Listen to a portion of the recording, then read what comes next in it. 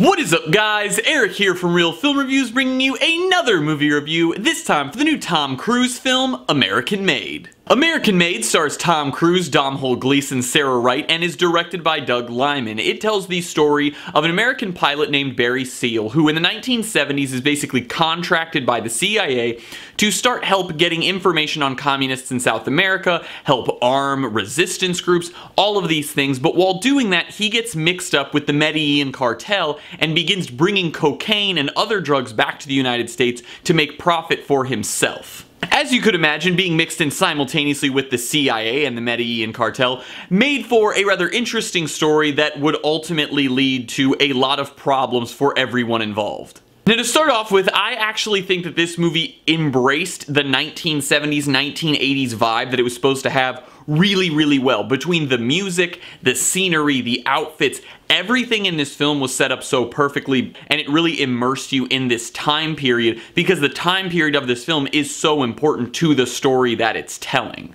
Tom Cruise gives one of the best performances that he's given in a long time, and I think especially after The Mummy earlier this year, he really needed something to remind everyone why he is one of the greatest in Hollywood. And I'm not saying he's one of the greatest actors overall, but he's just an extremely entertaining figure to see on screen. He played this role flawlessly as sort of this really funny and endearing character who was just sort of an average guy who was a normal pilot and then got in way over his head and didn't really know what to do once he was there. The dialogue written for this film was actually pretty solid. It felt really authentic between the characters, and it was also surprisingly funny. A lot of situations in this film that really shouldn't be very comedic actually were due to the performances and the conversations had between characters in those situations. All of the flying sequences throughout the film, since flying plays such a huge part in this movie, were really well done. There was no like bad CGI. All of it, I think, was practical actual pilots flying planes, which is extremely impressive and looked amazing, and it made for some extremely cinematic and gorgeous shots over the jungles or over the oceans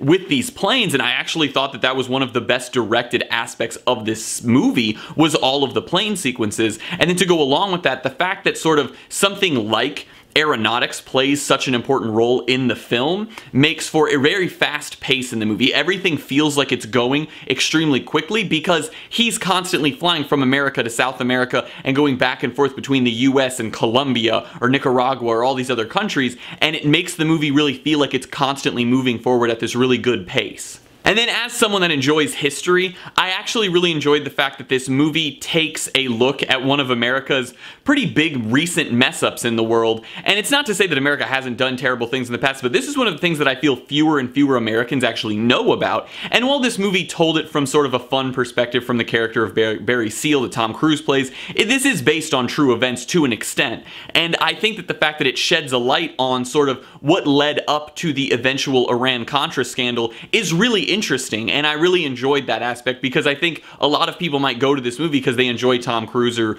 you know, they want sort of a fun movie to go see in theaters, but they actually could learn something about the United States and our interactions with foreign countries. Now, my issues with the film, two of them go together, and while I said that the pace of this film is really good because it's really fast and you never feel bored, that was also an issue in the sense that the pacing of this movie did not really lend itself to have much character development, even in Tom Cruise's character. While I enjoyed him, I thought he was an endearing, fun character, he didn't get developed enough in the beginning. This movie starts and almost immediately the CIA is brought in and Tom Cruise is recruited. And I enjoyed the quick aspect, the fun editing, the cuts to fun pop culture things that were going on at the time. I liked all of that, but I would have liked to meet more characters and get to know them, get to know Tom Cruise, get to know his family, his wife, these characters that are so integral to the story that we're supposed to care so much about, but the movie just sort of brushes past that, and especially with Tom Cruise's character, Barry Seal, who is the lead of this film. He is involved in basically every single scene in this movie.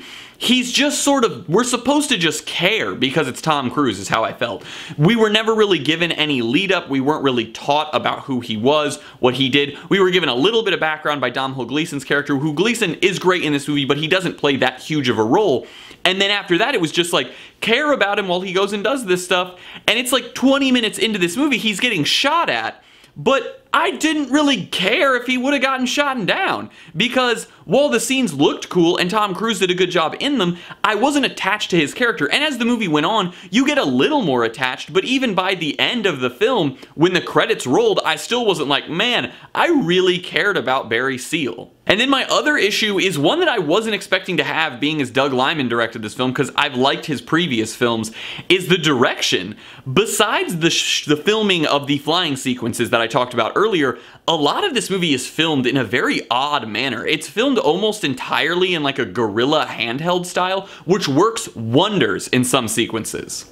However, there are a lot of other sequences that don't need the Dutch tilts and the weird pans and the odd zoom-ins mid-shot, that they're just there, and it's a clearly handheld shot, and it doesn't necessarily look bad, but it just feels so out of place and odd. It doesn't make any sense why it's there. It's just there to shoot a scene in handheld, and I don't know if they were going for that, so it felt a little more like a documentary since this was based on true events in the 80s or something, but I just didn't really care for it because it felt very fidgety and not really planned out. It just sort of was an idea that I feel like they had of shoot it guerrilla style in sequences that aren't really full of anxiety and suspense, and then when they did, they were like, that looks cool, but in theaters it just sort of felt like, why isn't this filmed in just a wide with close-ups? Instead we're getting these awkward, like the camera turns and then it zooms in a little bit and then it zooms back out and then it'll turn to someone else and then maybe zoom in a little bit.